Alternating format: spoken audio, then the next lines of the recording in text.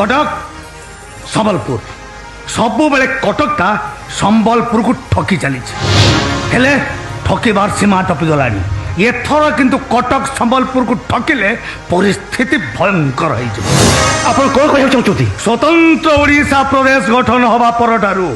ये कटकी बाबू माने संबलपुर को ठकी चली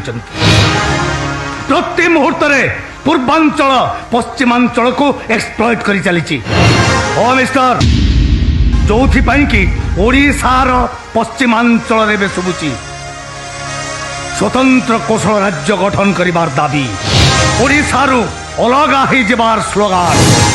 जो माने स्वतंत्र कौशल राज्य गठन दाबी करुचंती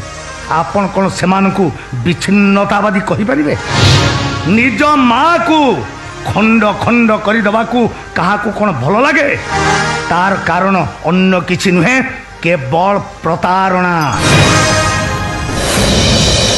अनेक प्रतारणा परे सेमान आज स्वतंत्र कौशल राज्य गठन स्लोगान देचंती हे स्वतंत्र कौशल राज्य गठन दाबी करुथिबा नेता माने तमे माने तमर दाबी साब्यस्त कर तुमको तमर हक न मिले तुमको ठकुथिबा नेता मानकु मुथ मारी सेमानक नाक दंडा फटई दियो संबलपुर झील को भल पाई बाहा हवा को कथा दे कटक माटी को फेरी जावा संबलपुर झील को धोखा दबा ये कटकिया मानकर ठीक सेमती गोटे अभ्यास एमती मिठा मिठा कथा कही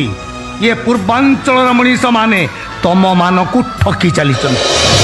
जो कि स्वतंत्र कौशल राज्य गठन प्रश्न उठुची एमती छोट छोट घटना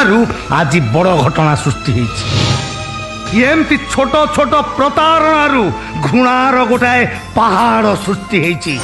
प्रति मुहूर्त पश्चिमांचल मनीष माने ये पूर्वांचल मनीष मान सहित संपर्क रक्षा करने विश्वासर सेतु तैयारी करिसंती हेले तमर से विश्वासर सेतु को ये पूर्वांचल मनीष माने अति निर्दय भाव में भांगी देइसंती प्रति मुहूर्त बड़ भाई पुणिया देखे अविचार करिसंती कोरापुट बलांगीर कलाहांडी को नहीं तैयारी तमर के उन्नयन परिषदर प्रोजेक्ट काम करिव कोरापुट बलांगीर कलाहांडी रे तार हेड ऑफिसटा रहिबो भुवनेश्वर दीर्घ दिन धरी पश्चिमांचल जनसाधारण माने दाबी करी आसुचंती संबलपुर रे हाईकोर्ट रो सर्किट बेंच गोटे सेकेंड हाईकोर्ट स्थापना पाई हेले सरकार नीरव कहीं हाईकोर्ट रो सर्किट बेंच हवा किछि तो नुआ कथा नुह आपण माने आम देशर अन्य राज्य को जातु यूपी रो लखनऊ रे महाराष्ट्र नागपुर तमिलनाडु मदुराई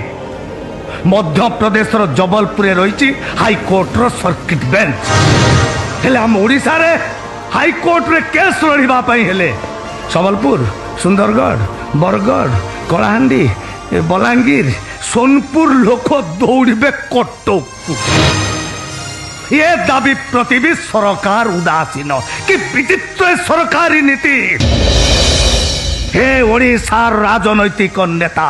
कथाटाकू तमे माने एबे ठारू चिंता कर ता नहले नेड़ीगुड़ कौणी की बोई जीव।